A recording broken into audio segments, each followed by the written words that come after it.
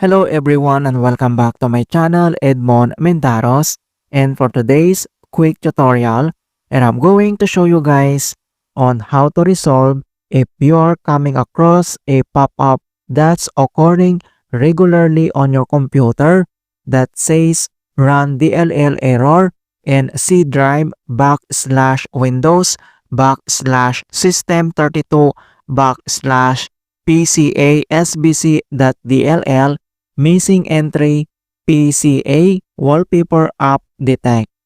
So this missing entry PCA wallpaper app detect on Windows 11 error seems to be caused by using a third-party wallpaper applications such as PowerToys.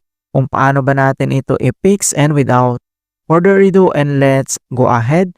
So the first solutions we will do is to delete the PCA wallpaper app detect on scheduled tasks.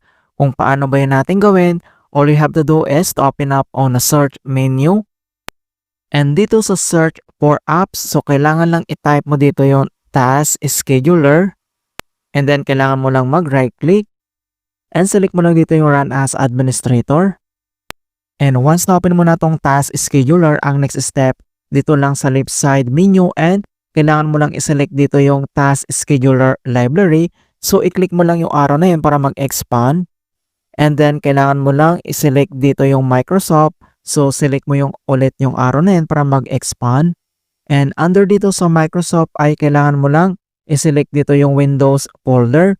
So select mo ulit yung arrow na yun para mag-expand. And dito sa Windows folder ay kailangan mo lang i-select dito yung Applications Experience.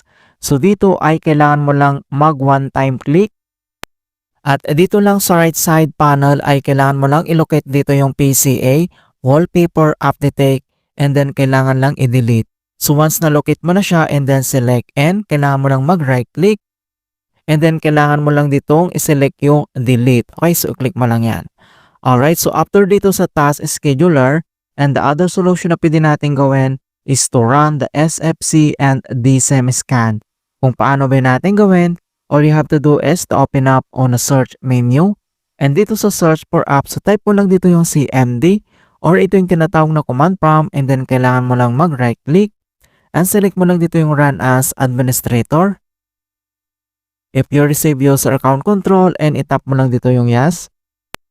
And once na open mo na tong administrator command prompt, ang next step ay kailangan lang i-enter dito yung command keyword na sfc /scan now. And all small letter lahat, and then yung /scan now ay one word yan, and press mo lang yung enter.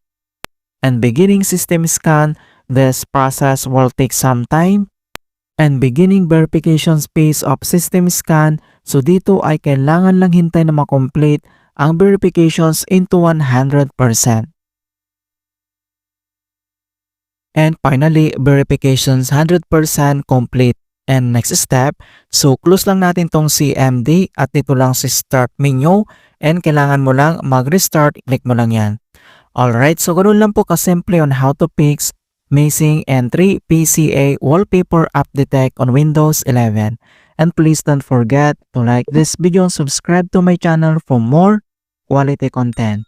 Thank you guys, and see you in my next tutorial.